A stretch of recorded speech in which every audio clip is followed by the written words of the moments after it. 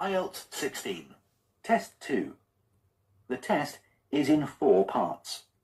At the end of the test, you will be given 10 minutes to transfer your answers to the answer sheet. Part 1. You will hear a woman phoning a company that converts old photographs to digital format. First, you have some time to look at questions 1 to 3.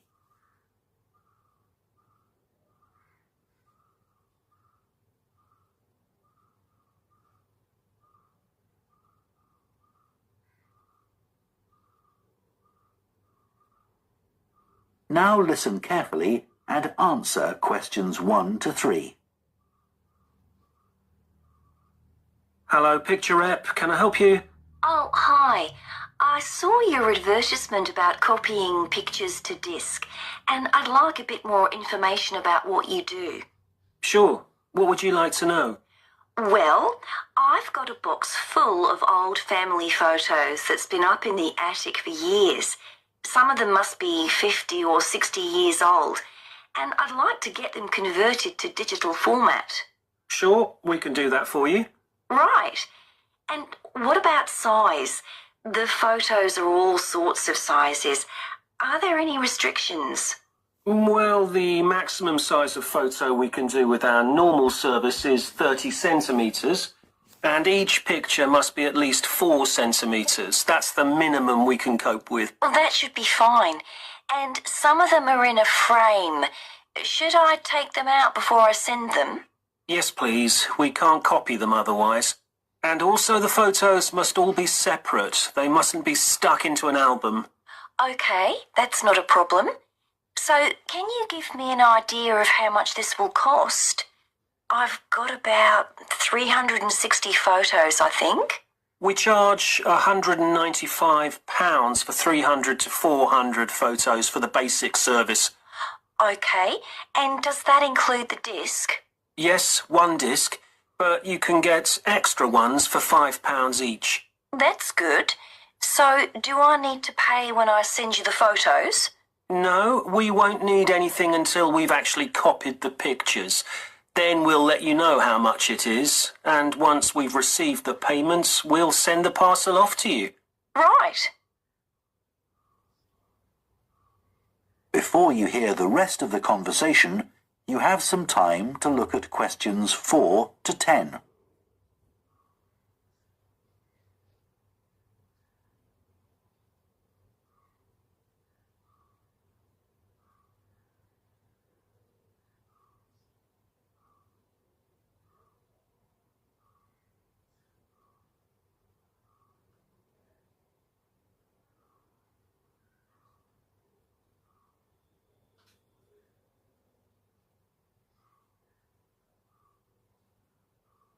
Now listen and answer questions 4 to 10.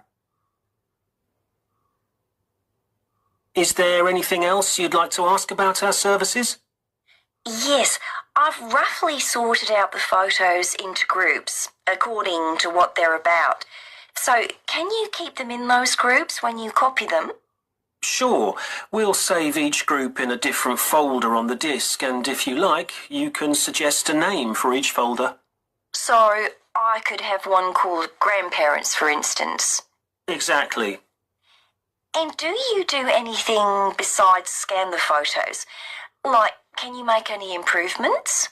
Yes, in the standard service, each photo is checked, and we can sometimes touch up the colour a bit or improve the contrast. That can make a big difference. Okay, and some of the photos are actually quite fragile. They won't get damaged in the process, will they? No, if any look particularly fragile, we'd do them by hand. We do realise how precious these old photos can be. Sure. And another thing is we can make changes to a photo if you want. So if you want to remove an object from a photo or maybe alter the background, we can do that. Really? I might be interested in that. I'll have a look through the photos and see. Oh, and talking of fixing photos, I've got a few that aren't properly in focus. Can you do anything to make that better? No, I'm afraid that's one thing we can't do. Okay. Any other information I can give you? How long will it all take? We aim to get the copying done in 10 days. Fine. Right, well, I'll get the photos packed up in a box and post them off to you. Right. If you've got a strong cardboard box, that's best. We've found that plastic ones sometimes break in the post. Okay. Right, thanks for your help. Bye. Bye. That is the end of part 1. You now have half a minute to check your answers to part 1.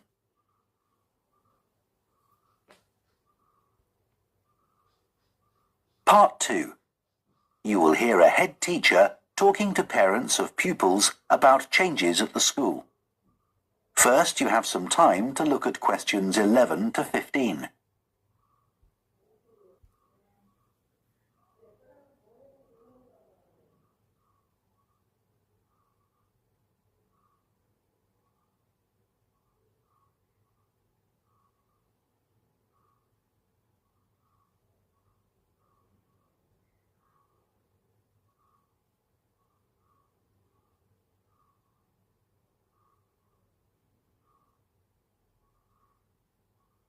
Now listen carefully and answer questions 11 to 15. Good morning, and thank you for coming here today.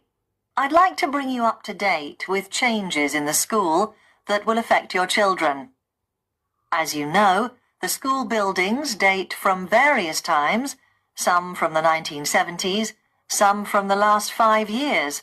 And of course, Dartfield House is over a century old. It was commissioned by a businessman, Neville Richards, and intended as his family home, but he died before it was completed. His heir chose to sell it to the local council, who turned it into offices. A later plan to convert it into a tourist information centre didn't come about through lack of money, and instead it formed the nucleus of this school when it opened 40 years ago. The school has grown as the local population has increased, and I can now give you some news about the lower school site, which is separated from the main site by a road. Planning permission has been granted for development of both sites. The lower school will move to new buildings that will be constructed on the main site. Developers will construct houses on the existing lower school site. Work on the new school buildings should start within the next few months. A more imminent change concerns the catering facilities and the canteen. The canteen is always very busy throughout the lunch period. In fact, it's often full to capacity because a lot of our pupils like the food that's on offer there. But there's only one serving point, so most pupils have to wait a considerable time to be served. This is obviously unsatisfactory, as they may have hardly finished their lunch before afternoon lessons start. So, we've had a new food hall built, and this will come into use next week. It'll have several serving areas, and I'll give you more details about those in a minute. But one thing we ask you to do to help in the smooth running of the food hall is to discuss with your children each morning which type of food they want to eat that day, so they can go straight to the relevant serving point. There won't be any junk food. Everything on offer will be healthy, and there's no change to the current system of paying for lunches by topping up your child's electronic payment card online. You may be wondering what will happen to the old canteen. We'll still have tables and chairs in there, and pupils can eat food from the food hall or lunch they've brought from home. Eventually, we may use part of the canteen for storage, but first, we'll see how many pupils go in there at lunchtime. Before you hear the rest of the talk, you have some time to look at questions 16 to 20.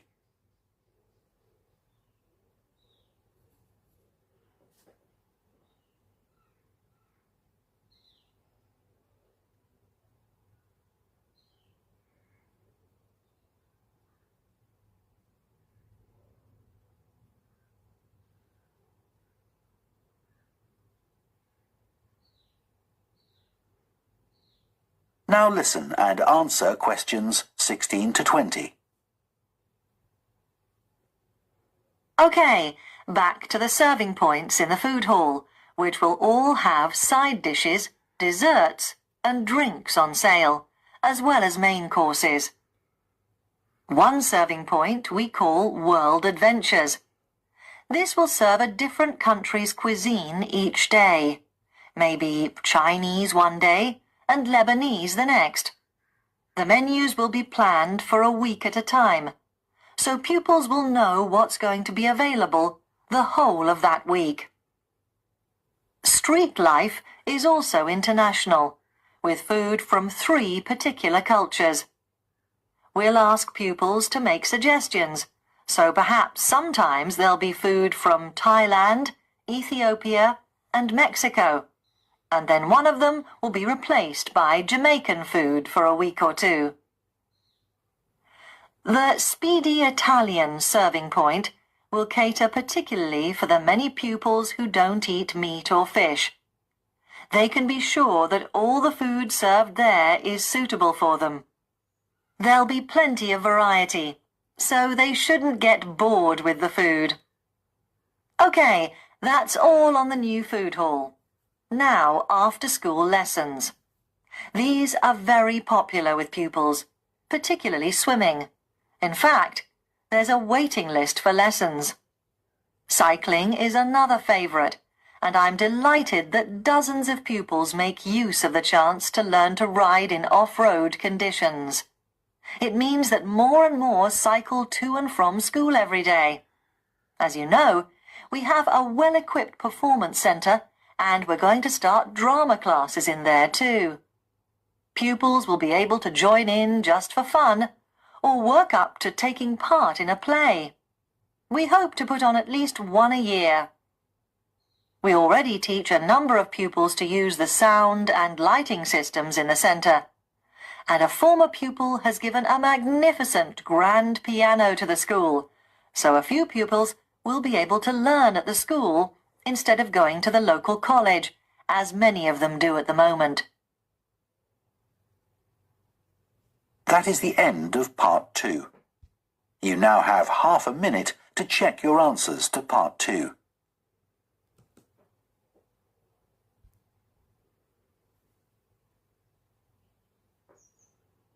Part 3. You will hear 2 psychology students called Luke and Susie discussing their assignment on sleep and dreams. First, you have some time to look at questions 21 to 24.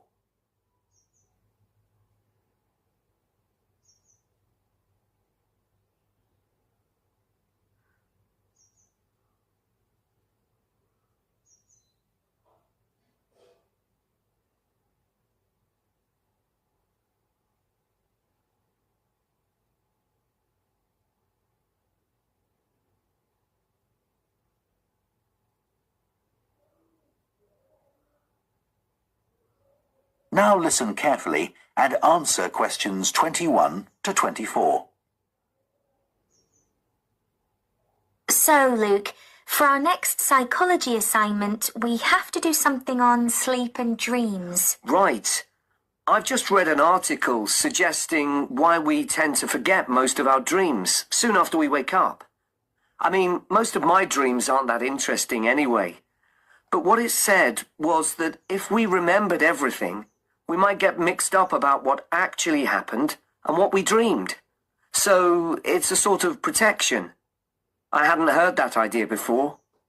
I'd always assumed that it was just that we didn't have room in our memories for all that stuff. Me too. What do you think about the idea that our dreams may predict the future? It's a belief that you get all over the world. Yeah. Lots of people have a story of it happening to them. But the explanation I've read is that for each dream that comes true, we have thousands that don't, but we don't notice those. We don't even remember them. We just remember the ones where something in the real world, like a view or an action, happens to trigger a dream memory. Right. So it's just a coincidence, really. Something else I read about is what they call segmented sleeping. That's a theory that hundreds of years ago, people used to get up in the middle of the night and have a chat or something to eat, then go back to bed. So I tried it myself. Why? Well, it's meant to make you more creative. I don't know why, but I gave it up after a week. It just didn't fit in with my lifestyle.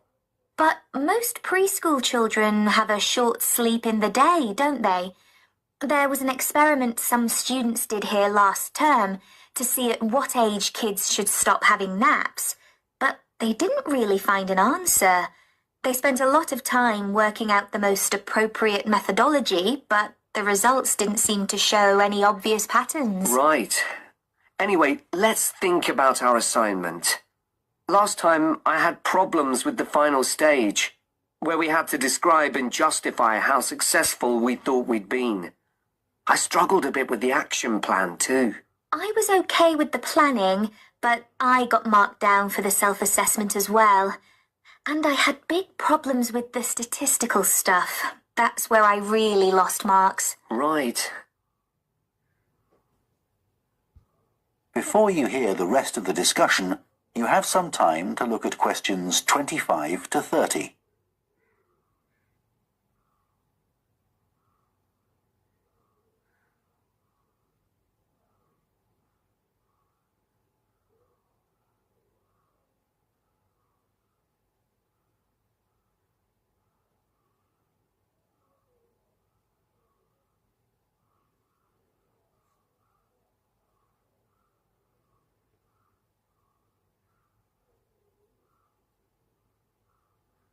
Now listen and answer questions 25 to 30.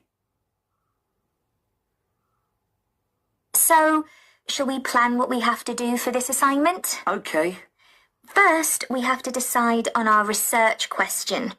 So, how about, is there a relationship between hours of sleep and number of dreams? Okay. Then we need to think about who we'll do the study on. About 12 people? Right. And shall we use other psychology students?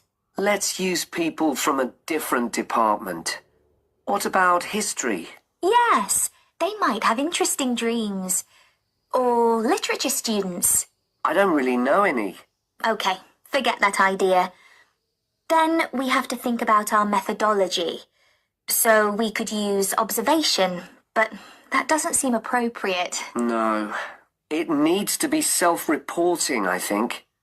And we could ask them to answer questions online. But in this case, paper might be better, as they'll be doing it straight after they wake up. In fact, while they're still half asleep. Right. And we'll have to check the ethical guidelines for this sort of research. Because our experiment involves humans, so there are special regulations. Yes. I had a look at those for another assignment I did. There's a whole section on risk assessment, and another section on making sure they aren't put under any unnecessary stress. Let's hope they don't have any bad dreams. Yeah. Then, when we've collected all our data, we have to analyse it and calculate the correlation between our two variables. That's time sleeping and number of dreams. And then present our results visually in a graph. Right, and the final thing is to think about our research and evaluate it. So that seems quite straightforward. Yeah. So now let's get started. That is the end of part 3. You now have half a minute to check your answers to part 3.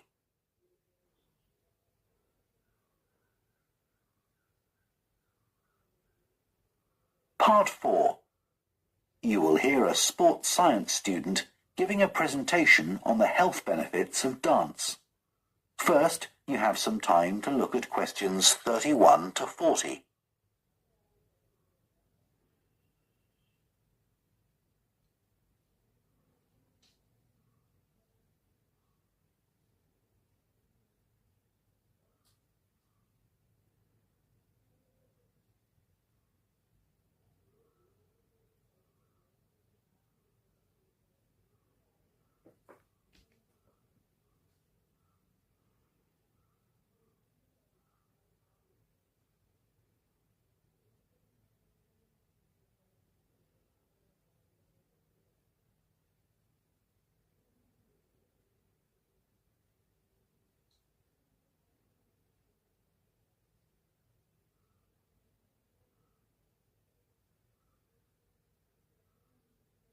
Now listen carefully and answer questions 31 to 40. Dancing is something that humans do when they want to have a good time. It's a universal response to music found in all cultures. But what's only been discovered recently is that dancing not only makes us feel good, it's also extremely good for our health. Dancing, like other forms of exercise, releases hormones, such as dopamine, which make us feel relaxed and happy. And it also reduces feelings of stress or anxiety. Dancing is also a sociable activity, which is another reason it makes us feel good. One study compared people's enjoyment of dancing at home in front of a video with dancing in a group in a studio. The people dancing in a group reported feeling happier, whereas those dancing alone did not. In another experiment, university researchers at York and Sheffield took a group of students and sent each of them into a lab where music was played for 5 minutes. Each had to choose from 3 options: to sit and listen quietly to the music, to cycle on an exercise bike while they listened, or to get up and dance. All were given cognitive tasks to perform before and after. The result showed that those who chose to dance showed much more creativity when doing problem-solving tasks. Dr. Lovett at the University of Hertfordshire believes dance could be a very useful way to help people suffering from mental health problems. He thinks dance should be prescribed as therapy to help people overcome issues such as depression.